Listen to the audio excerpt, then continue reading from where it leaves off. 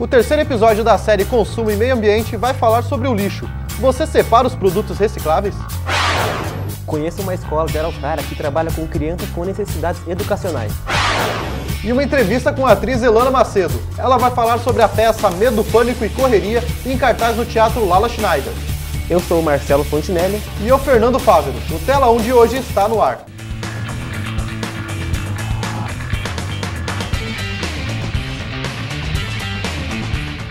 A partir desta quarta-feira, dia 30, os táxis de Curitiba ficaram mais caros e vão rodar com bandeira 2 em todos os horários. A medida é facultativa, prevista em lei municipal. A mudança deve durar até o dia 2 de janeiro de 2012.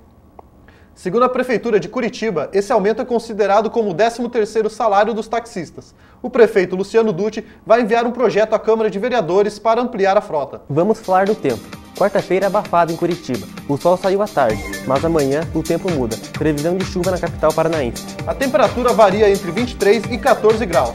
No litoral deve haver pancadas de chuva. A máxima é de 27 graus e a mínima é de 16. A série Consumo e Meio Ambiente de hoje vai falar sobre o lixo. Tudo o que consumimos acaba se transformando em rejeito. E qual o impacto ambiental do lixo produzido por 7 bilhões de pessoas? Pare para pensar no que você consome todos os dias. O suco no café da manhã, o alimento que come, tudo isso, independentemente da origem, vai parar no mesmo lugar, no lixo. E conforme o tempo passa, essa quantidade tende a aumentar. No ano passado, por exemplo, o Brasil produziu 195 mil toneladas de resíduos sólidos por dia. Para ter uma ideia, essa quantidade de lixo seria suficiente para encher mais de 10.800 containers. Com isso, em um ano houve um salto de 6,9% em relação a 2009, quando se produziu aproximadamente 183 mil toneladas diárias. No total, o país atingiu a marca de 60 milhões e 800 mil toneladas de lixo. Aqui em Curitiba existe um grande sistema para a captação do lixo. Uma das partes dele é composta pela frota de caminhões. Aqui na central coletora são 83 caminhões, uns com capacidade para 5 toneladas por viagem e outros, como esse daqui, que conseguem levar até 8 toneladas por viagem. Todos eles vão até o aterro sanitário, CGR Curitiba, que fica lá na região metropolitana, que por dia recebe 2.500 toneladas de lixo. Os problemas da grande quantidade de lixo produzido também têm relação com quanto é reciclado. Em Curitiba existe a campanha do lixo que não é lixo. Os moradores devem separar o lixo orgânico do reciclável, o que facilita na hora de recolher e destinar os dejetos de maneira correta.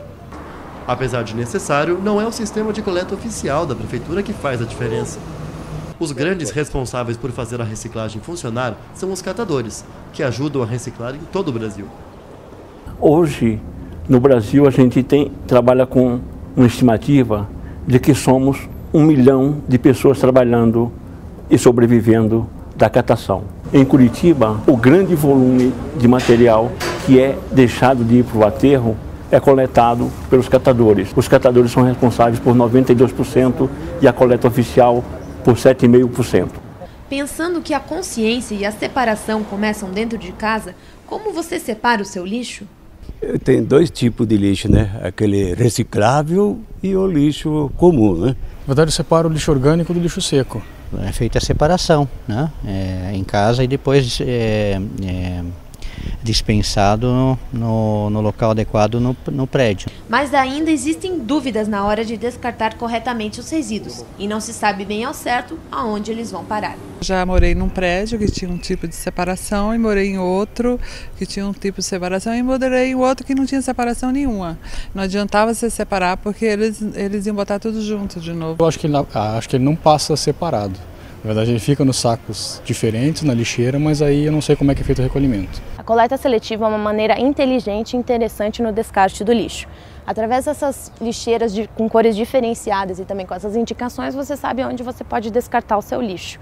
Isso é muito importante porque não é só papel do catador e da coleta oficial a separação do lixo. Isso passa pelo indivíduo também, porque se não é dispensado corretamente aqui, ela não vai para o seu destino final correto, ou seja, o resíduo sólido ele vai para o aterro sanitário e o reciclável ele pode ser reutilizado de outras maneiras. Isso é importante para a saúde e para o meio ambiente.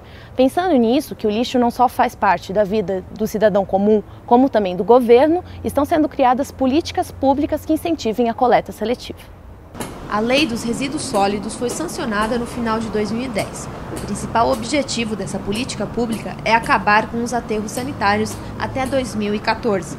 Atualmente, 43% do lixo coletado no país não tem a destinação correta. Depois que a lei foi aprovada e passou a ser obrigatória, os governos precisam tratar de maneira adequada os rejeitos produzidos. São 18 anos, quase 20 anos, tentando ter uma legislação e grupos de interesse econômico ficavam lutando, não deixavam acontecer isso. Cada um queria ver seu interesse e esquecia o interesse maior que é o da sociedade. Foi uma conquista, a gente precisa fazer sair da lei, sair do papel. O Brasil tem muita lei do papel, mas pouca realidade. Então é a noção de realidade. Levar em cada lugar, ouvir todos e dizer, olha, seus políticos, vocês que são do governo, ouçam. A sociedade tem voz e ela quer se posicionar. E não perca amanhã, o último episódio da série Consumo e Meio Ambiente. O tema será energia elétrica. Cerca de 100 agentes penitenciários do Paraná se manifestaram na manhã dessa quarta-feira em frente ao Palácio Iguaçu, no Centro Cívico, em Curitiba. O grupo pede reajustes salariais e melhores condições de trabalho. Conheça o trabalho da Escola Especial Joelma do Rocio Túlio. A escola atende crianças com necessidades educacionais. A reportagem é de Daniel Zanella.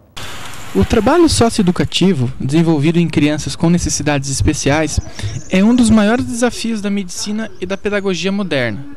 A união entre educação e saúde. Aqui na Escola de Ensino Especial Joelma do Rocio Túlio, que atende mais de 200 crianças em Araucária, são realizadas diversas atividades que conciliam educação e saúde, desde atividades de aprendizado a atendimento fisioterápico. Na escola especial, atendemos alunos que apresentam necessidades educacionais especiais. E aqui nesta escola atendemos alunos até 14 anos de idade. O aluno pode apresentar as deficiências, deficiência motora, deficiência visual, deficiência física e pode ter também as múltiplas deficiências. A escola oferece tratamentos como neurologia, psicologia, odontologia e fisioterapia, buscando adaptar cada criança de acordo com o seu desenvolvimento e as suas necessidades clínicas e educativas. A saúde ela é muito importante dentro de uma escola especial, a começar pela avaliação interdisciplinar, porque o aluno, antes de ser matriculado na escola, passa por uma avaliação interdisciplinar, onde ele é avaliado pela equipe da educação e pela equipe da saúde. Após essa avaliação, esse processo de avaliação interdisciplinar, se realiza a conduta, se esse aluno tem ou não necessidade de frequentar uma escola especial. Vamos mudar de assunto e falar de cultura. Tiago Falati e Ellen Schaffhauser conversaram com a atriz Elana Macedo. Ela atua na peça Medo, Pânico e Correria em cartaz no Teatro Lala Schneider. Nós vamos conversar hoje com a Elana Macedo, que está atuando na peça Medo, Pânico e Correria, que está no Teatro Lala desde sexta-feira, né, Alana? Isso. Você podia falar pra gente um pouquinho sobre a temática dessa peça? Então, a peça ela é de comédia e de terror. A gente fala que ela é de comédia porque a situação é uma comédia, assim, é meio absurda. A sequência dos fatos é tipo parece que é uma conspiração do universo, porque tudo dá errado. Começa assim, a minha personagem e o namorado dela, ela tem uma fantasia sexual de transar num lugar abandonado. E eles invadem uma casa abandonada. E por vários motivos eles acabam ficando presos nessa casa. E daí tudo começa a dar errado, e daí o dono da casa, que na verdade é um assassino, volta. E daí é muito desesperador, daí é nesse período que começa a ficar terror mesmo. Bom, você falou que a peça mistura comédia e suspense. Como que foi o processo de ensaio dessa peça? Então, na verdade, pra mim, é sempre suspense, né? Pra minha personagem, assim, porque ela tá desesperada o tempo todo. A gente ensaiou 1 mês e meio, todos os dias, inclusive nos feriados, né? Que a gente teve aí. Um tempão por dia. E foi bem difícil o processo, assim, né? Porque a gente tinha que procurar a realidade desse desespero, porque é muito intenso. Toda a peça é muito intensa. A gente tem que fazer com verdade, porque senão a plateia não vai achar graça nem se desesperar com nada, né? Então esse 1 mês e meio foi bem trabalhoso pra gente. E pra você teve que fazer alguma prática laboral, enfim, se preparar de alguma maneira interna, assim, pra poder estar fazendo esse personagem? Tive, porque eu sentia durante os ensaios que eu tinha que agir como uma pessoa que estava presa, né? Numa situação desesperadora. E eu não estava conseguindo sentir isso de verdade. Aí eu fui atrás de uma casa abandonada e fui lá sozinha, entrei sozinha. Eu avisei pessoas, avisei meu pai, caso acontecesse uma coisa, né? Vai que acontece uma história dessa na vida real. Aí eu avisei meu pai e fui sozinha. E depois eu tentei guardar a sensação que eu tive, que foi horrível, pra passar na hora da peça. E funcionou muito bem. Elana, conte pra gente um pouquinho como foi o começo da sua carreira teatral aqui no Paraná, enfim, onde você começou. Então, eu fazia muitos comerciais na minha cidade, que eu morava em Cascavel, e daí, desde pequenininha, assim, né? Tava sempre fazendo comercial e eu decidi desde sempre que era isso que eu queria pra minha vida. Aí eu comecei a fazer teatro lá, mas não tinha muita estrutura, porque Cascavel agora tá crescendo, mas é uma cidade pequena. E daí eu mudei pra cá. E faz 5 anos já que eu tô fazendo teatro aqui.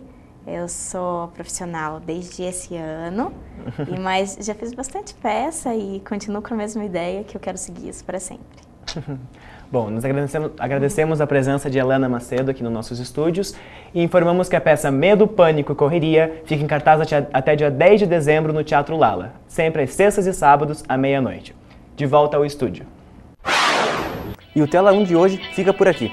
Você pode participar do nosso telejornal. É só mandar um e-mail para tela1@up.com.br. Até amanhã. Até lá.